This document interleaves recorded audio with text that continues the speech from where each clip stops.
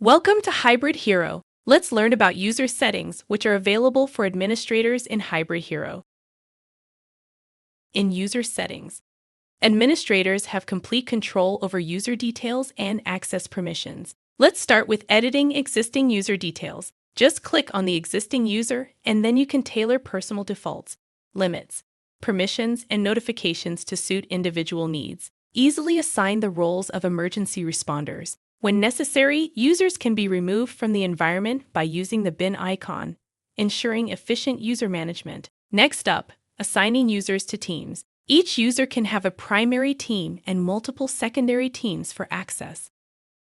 If you need to bring someone new on board, you can add a single user manually or invite multiple users by uploading a template with all user details.